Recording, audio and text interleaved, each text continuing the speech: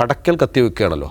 തെരഞ്ഞെടുപ്പിൽ മത്സരിക്കാനുള്ള ഒരു അവസരം, മത്സരിച്ചാൽ തോറ്റു പോകുമെന്നുള്ള അവസ്ഥ, അത് നാട്ടിൽ എന്ത് സ്വാധീനം ഉണ്ടെങ്കിലും തോറ്റു പോകുമെന്നുള്ള അവസ്ഥയിലേക്ക് കാര്യങ്ങൾ എത്തിക്കഴിഞ്ഞാൽ അത് പിന്നെ അതിനെ എതിർക്കുകയല്ലാതെ വേറെ നിർവാഹമില്ലല്ലോ. അപ്പോൾ അതുകൊണ്ട് തന്നെ ഈ രാഹുൽ ഗാന്ധി പറഞ്ഞത് വിശ്വസിച്ചുകൊണ്ട് അയാൾക്ക് പിന്നിൽ അണിനിരക്കാൻ ഇവരെല്ലാവരും ഉണ്ടാവും എന്നുള്ള കാര്യം ഉറപ്പാണ്. അതാണിപ്പോൾ കണ്ടത്. പക്ഷെ ഞാൻ ഇതിൽ കാണാതിരിക്കാൻ പാടില്ലാത്തൊരു കാര്യം, CPM ഹാൻഡിലുകളിൽ നിന്ന്, സോഷ്യൽ മീഡിയ ഹാൻഡിലുകളിൽ നിന്ന് ഇപ്പോൾ പുറപ്പെട്ടുകൊണ്ടിരിക്കുന്ന ഒരുപാട് ലേഖനങ്ങളും ഒരുപാട് വീഡിയോകളും ഉണ്ട്. അപ്പോൾ അതിൽ രാഹുൽ ഗാന്ധിയെ വാനോളം പുകഴ്ത്താനോ അയാൾക്ക് നിർലോഭം പിന്തുണ അർപ്പിക്കാനോ തയ്യാറാകാതെ അതിലെന്തൊക്കെയോ ലൂപ്പ് ഹോൾസ് ഉണ്ട് എന്ന് സൂചിപ്പിക്കുന്ന രൂപത്തിലുള്ള കമൻറ്റുകളും പോസ്റ്റുകളും ഒക്കെയാണ് വന്നുകൊണ്ടിരിക്കുന്നത്. ഏറ്റവും കൂടുതൽ കയറുന്നതിന് മുമ്പ് ഞാനൊരു സുഹൃത്തിൻ്റെ വീഡിയോ കണ്ടു. അതിൽ രാഹുൽ ഗാന്ധിയുടെ ഉന്നം തെറ്റിയ വെടി എന്നാണ് അദ്ദേഹം അതിന് തംബ്നെയിൽ കൊടുത്തിരിക്കുന്ന വീഡിയോ. രാഹുൽ ഗാന്ധിയുടെ പടം വെച്ച് റിജക്റ്റഡ് സീലും വെച്ച് സ്റ്റാഫിലുണ്ടായിരുന്ന കക്ഷി നടത്തുന്ന യൂട്യൂബ് ചാനലാണ്. ഉന്നം തെറ്റിയ വെടി എന്നാണ് അദ്ദേഹം സൂചിപ്പിച്ചിരിക്കുന്നത്.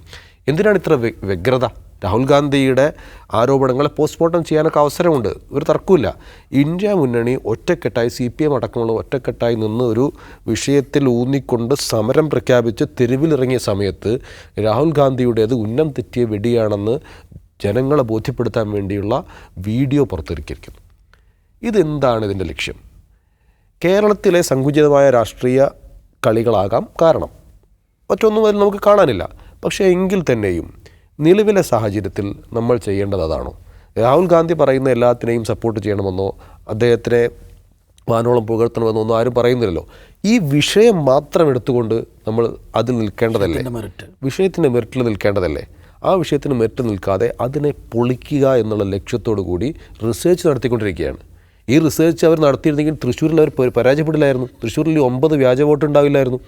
ആ ജാഗ്രതയൊന്നും കാണിക്കാതെ ഇപ്പോൾ രാഹുൽ ഗാന്ധി ഒരു വിഷയം, വളരെ റിസർച്ച് നടത്തിയ ഒരു വിഷയം പുറത്തു കൊണ്ടുവന്നപ്പോൾ അതിനെ പൊളിക്കാനുള്ള റിസർച്ചിലാണ് ഇപ്പോൾ ഒരു പറ്റ ആളുകൾ.